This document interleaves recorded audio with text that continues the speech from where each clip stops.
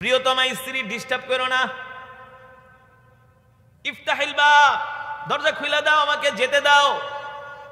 আবু জেহেলের স্ত্রী কম্বল টাইনা ধরছে, কেন না তোমার চরিত্র ভালো না, রাতের বেলা কই যাও? কে সি সি সি, এভাবে বলে না, আমি ভালো কাজে যাচ্ছি। উম্মে জামিল বলে, ভালো কাজ কোন কাজে যাও আমাকে বলতে হবে, যদি না বলো আজকে তোমাকে ঘর থেকে বের হতে দিব না। আবু জেহেল তো পড়ছে বিপদে, এইদিকে তো আল্লাহর নবী কোরআনুল কারীমের তেলাওয়াতের শো শেষ হয়ে যাবে, তাহাজ্জুদের সময় আর কতক্ষণই থাকে, বুঝেন নাই? আবু জেহেল পাগল পারা হয়ে গেছে, কিভাবে ঘর থেকে বের হওয়া যায়, আবু জেহেলের স্ত্রী ছাড়ে না। এক পর্যায়ে আবু জেহেল বলে, তুমি আমাকে যেতে দাও। উম্মে জামিল বলে, আমি যেতে দিব না। আবু জেহেল বলে, আমি কোথায় যাই তোমাকে বলতে পারি, তুমি আর আমি ছাড়া এই কথা মক্কার কোনো মানুষকে বলবা না। যদি বলো প্রিয়তমা স্ত্রী, আগামীকাল সকালে মক্কার মানুষের মায়ের একটাও মাটিতে পড়বো না। তাইলে কিন্তু তোমার আবু জেহেলের নেতাগিরি থাকবে না, নেতৃত্ব থাকবে না। উম্মে জামিল বলে, ঠিক আছে কোথায় যাও বলো আমাকে। আবু জেহেল বলে, শোনো, আমরা আজকে বাইতুল্লাহর প্রাঙ্গণে বৈশা মিটিং করেছি, যাতে মুহাম্মদের কোরআন তেলাওয়াত কেউ শুনতে যেতে না পারে। যেহেতু আজকে প্রথম রাত, এই রাত্রবেলা কেউ যাবে না, এই সুযোগটা আমি হাতছাড়া করতে চাই না। এই সুযোগে আমি একা একা বৈশা বৈশা বাইতুল্লাহে যায় মুহাম্মদের তেলাওয়াত শুনবো।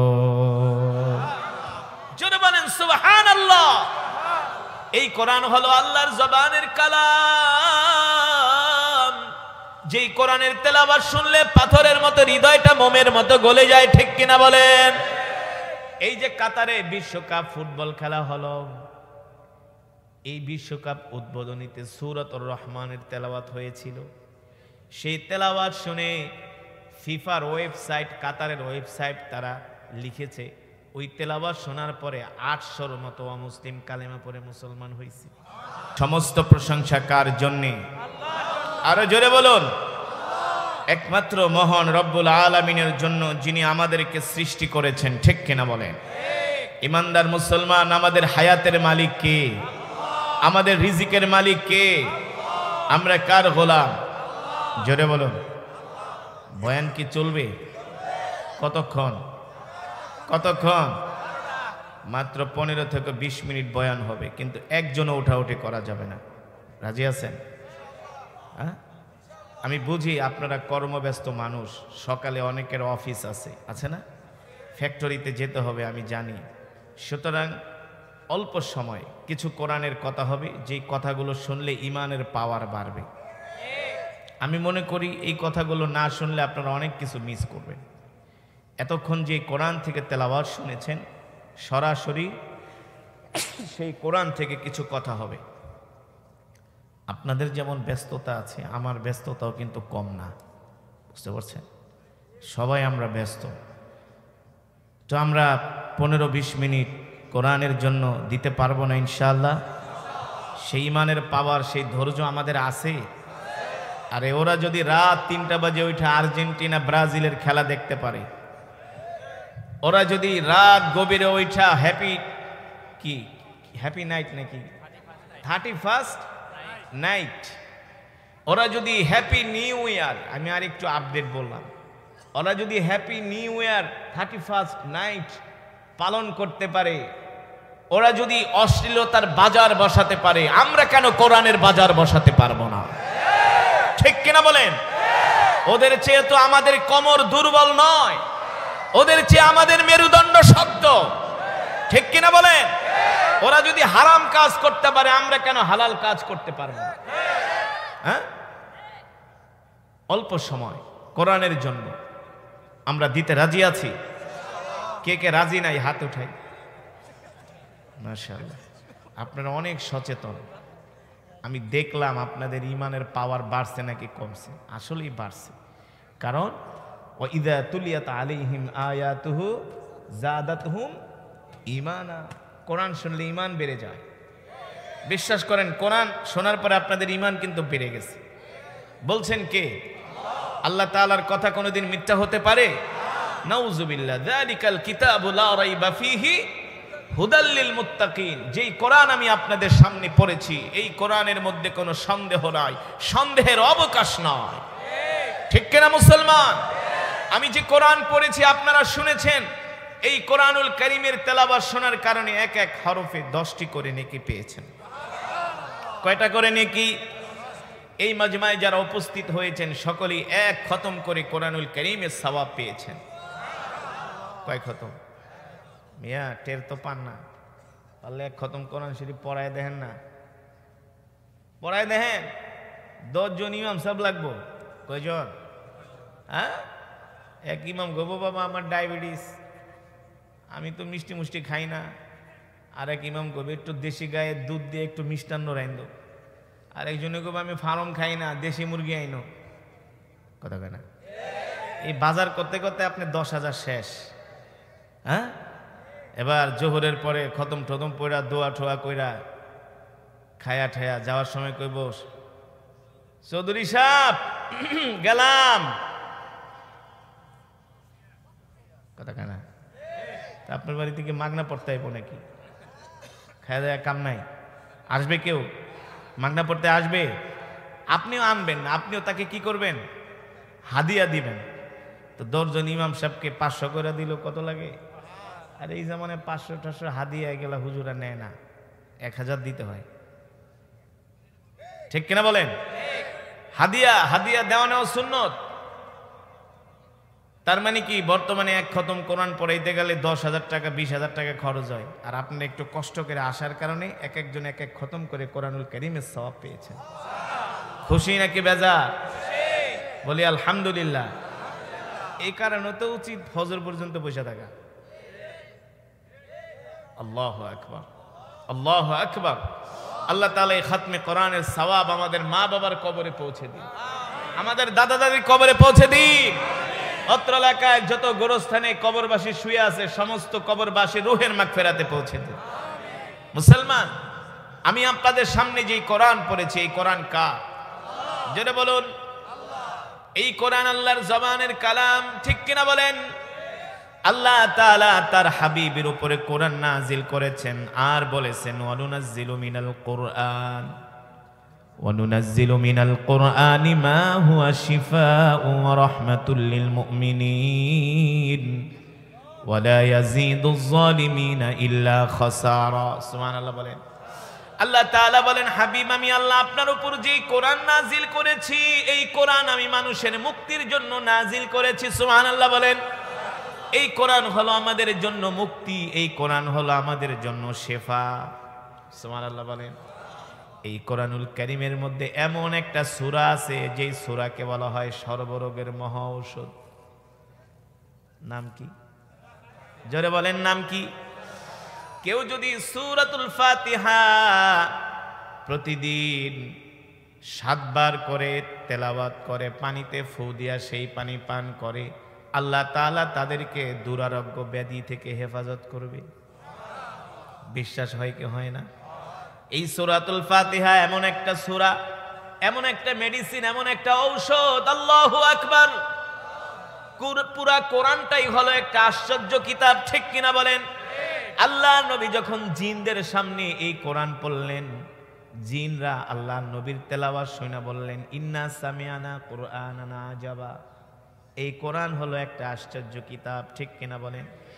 আজ পর্যন্ত পৃথিবীর কোন দার্শনিক, কোন কবি, কোন সাহিত্যিক, কোন বুদ্ধিজীবী আজ পর্যন্ত এই কোরআনের মধ্যে একটা ভুল দেখাইতে পারে না। এ যুবক, আজ পর্যন্ত কোরআনের মধ্যে পৃথিবীর কোন দার্শনিক, হোক সে ইহুদি হোক সে খ্রিস্টান, কারো বাবার ক্ষমতা নাই এই কোরআনের একটা নক্তা জের জবরের মধ্যে পরিবর্তন করতে। তাহলে কেন বোঝো না মুসলমান, এই কোরআন কোন কোরআন? এই কোরআন হলো আল্লাহর জবানের কালাম। আল্লাহ তাআলা যতগুলো কিতাব নাজিল করেছেন, সব কিতাবগুলো আল্লাহ নিজের হাতে লিখেছেন। তাওরাত আল্লাহ তাআলা নিজের হাতে লিখেছেন, জবুর আল্লাহ তাআলা নিজের হাত দিয়া লিখেছেন, ইনজিল আল্লাহ তাআলার কুদরতি হাত দ্বারা লিখেছেন। তাওরাত এমন একটা কিতাব যার মধ্যে 1000 সূরা। কয় হাজার?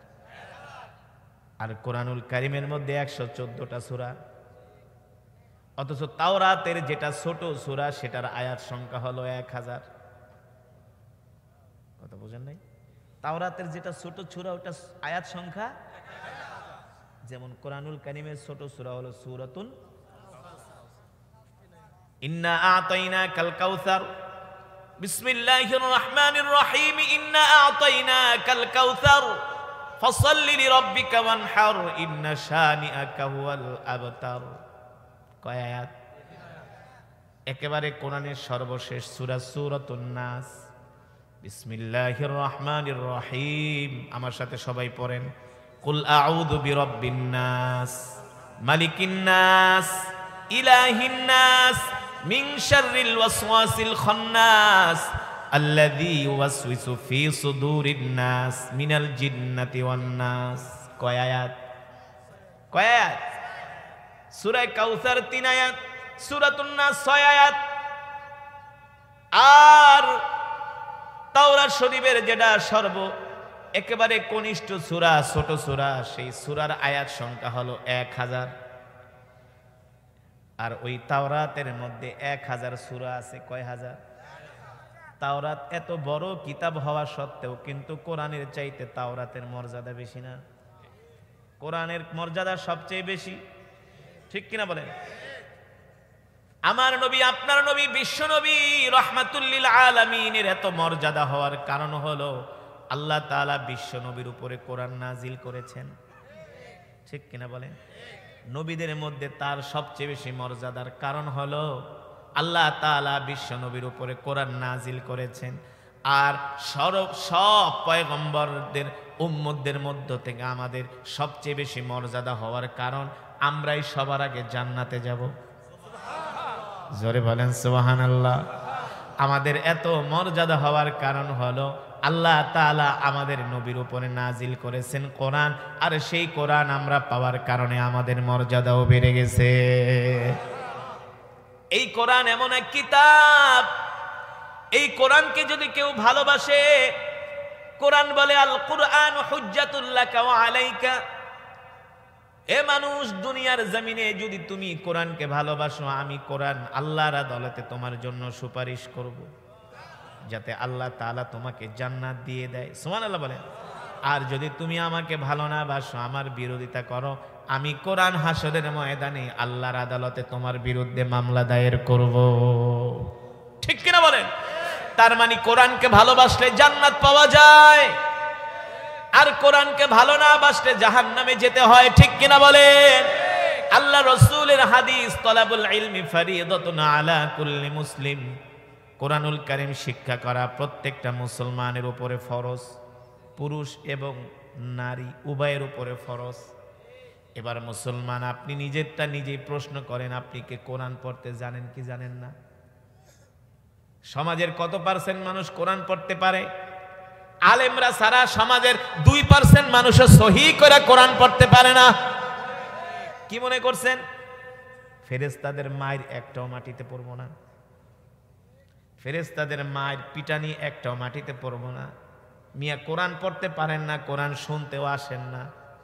এই সমাজে কিছু মুসলমান আছে যারা আবু জেহেলের চেয়ে নিকৃষ্ট, ঠিক কিনা বলেন? যারা নিজেরা কোরআন পড়তে পারে না, কোরআন শুনতেও আসে না।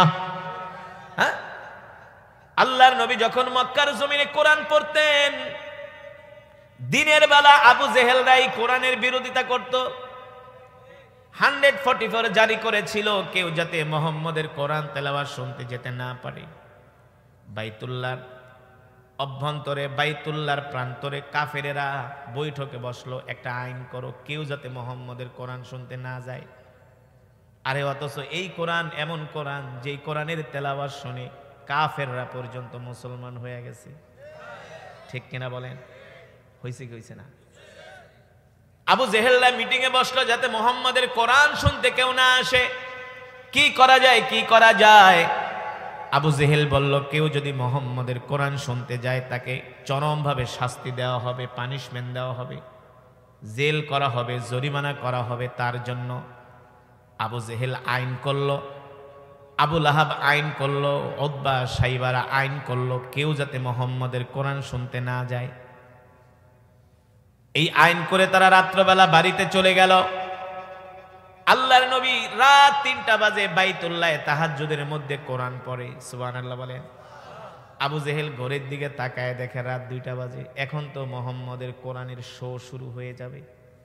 আরে আপনারা তো মিয়া রাত 12টা বাজে কোরআনের মাহফিলে বসতে চান না। কি আর শীত, আরবের শীতগুলো একেবারে হাড্ডির মধ্যে বসে যায় জানেন। বাংলাদেশে আর কি শীত, আরবের ঠান্ডা হাড্ডির মধ্যে বসে যায়, এত ঠান্ডা। তাও 1450 বছর আগের কথা। সিরাতের কিতাবের মধ্যে আসছে আবু জেহেল 1টা না 2টা না 3টা কম্বল পেঁচাইছে। কয়টা? এ মুসলমান, এই কথা শোনার পরেও যদি তোমার আকল না হয়, কোরআনের প্রতি ভালোবাসা না আসে, তাহলে বুঝতে হবে তোমাকে শয়তানে ধরছে। ঠিক কিনা বলেন? আবু জেহেল 1টা না 2টা না 3টা কম্বল পেঁচায়া আল্লাহর নবীর তেলাওয়াত শোনার জন্য বাইতুল্লাহে আসবে। ঘড়ির দিকে তাকায় 2টা বেজে গেছে। কিন্তু সমস্যা হলো আবু জেহেলের স্ত্রীর নাম হলো উম্মে জামিল। নাম কি? উম্মে জামিল ছিল মহিলা টাইপের নেত্রী। বাংলাদেশে কিছু মহিলা টাইপের নেত্রী আছে না, ওই যে পুরুষদের আগে আগে স্লোগান দেয় না, দেখবেন সব দলের মধ্যে আছে, শুধু হুজুরদের দল বাদ ছাড়া। মহিলা নেত্রী আছে না? এই মহিলা নেত্রী টাইপের মহিলা ছিল উম্মে জামিল, আবু জেহেলের স্ত্রী। আবু জেহেল প্রতিদিন চুরি কইরা পালায়া পালায়া আল্লাহ নবীর তেলাওয়াত শুনতে চলে যায়। উম্মে জামিল ঘুম থেকে ওইটা আবু জেহেলরে পায় না। এবার উম্মে জামিল মনে মনে কয়, আজকে রাত্রে আবু জেহেল তুমি কোথায় যাও, আমি তোমাকে ধরবো। বুঝছেন নাই? এবার উম্মে জামিল ঘুমানের ভান ধরছে। আবু জেহেল মনে করছে তার স্ত্রী ঘুমায় গেছে, আস্তে করে দরজাটা খুলতে লইছে। দরজার যখন লক খুলছে, ঠাস করে একটা আওয়াজ হয়ে গেছে, আংটার একটা শব্দ হয়ে গেছে। উম্মে জামিল চোখ দুইটা খুইলা দেখে আবু জেহেল 3 কম্বল পেঁচাইয়া কুপি একটা হাতে নিয়ে ঘর থেকে বের হইছে। উম্মে জামিল ডাক দেয়, আবু জেহেল কোথায় যাও? এত রাত্রবেলা, রাত 2টা বাজে, এত রাত্রে তো কুত্তাও ঘর থেকে বের হয় না ঠান্ডার মধ্যে। এত রাত্রে তুমি বের হচ্ছ কারণ কি? এই আবু জেহেল তুমি কোথায় যাও? আবু জেহেল তার স্ত্রীকে বলে, চুপ কর বেটি, জ্বালাজালি করিস না, ভালো কাজে যাইতেছি। আসলেই তো ভালো কাজে যায় না? আল্লাহ নবীর জবানে কোরআন শুনতে যাইতেছে, এর চাইতে আর ভালো কাজ হইতে পারে নাকি? বলে বেটি চুপ থাক, উসকুত ইয়া জাওজি, প্রিয়তমা স্ত্রী ডিস্টার্ব করো না। ইফতাহিল বাব, দরজা খুলে দাও, আমাকে যেতে দাও।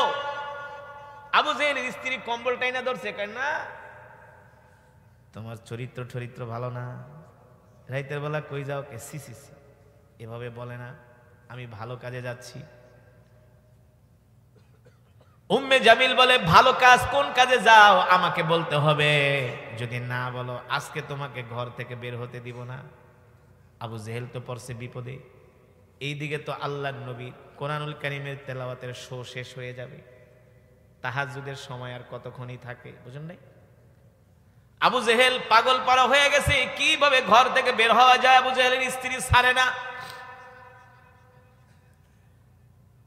এক পর্যায়ে আবু জেহেল বলে, তুমি আমাকে যেতে দাও। উম্মে জামিল বলে, আমি যেতে দিব না। আবু জেহেল বলে, আমি কোথায় যাই তোমাকে বলতে পারি, তুমি আর আমি ছাড়া এই কথা মক্কার কোনো মানুষকে বলবা না। যদি বলো প্রিয়তমা স্ত্রী, আগামীকাল সকালে মক্কার মানুষের মায়ের একটাও মাটিতে পড়বো না। তাইলে কিন্তু তোমার আবু জেহেলের নেতাগিরি থাকবে না, নেতৃত্ব থাকবে না। উম্মে জামিল বলে, ঠিক আছে কোথায় যাও বলো আমাকে। আবু জেহেল বলে, শোনো, আমরা আজকে বাইতুল্লাহর প্রাঙ্গণে বৈশা মিটিং করেছি, যাতে মুহাম্মদের কোরআন তেলাওয়াত কেউ শুনতে যেতে না পারে। যেহেতু আজকে প্রথম রাত, এই রাত্রবেলা কেউ যাবে না, এই সুযোগটা আমি হাতছাড়া করতে চাই না। এই সুযোগে আমি একা একা বৈশা বৈশা বাইতুল্লাহে যায় মুহাম্মদের তেলাওয়াত শুনবো। জোরে বলেন সুবহানাল্লাহ। এই কোরআন হলো আল্লাহর জবানের কালাম। যেই কোরআনের তেলাওয়াত শুনলে পাথরের মতো হৃদয়টা মোমের মতো গলে যায়, ঠিক কিনা বলেন?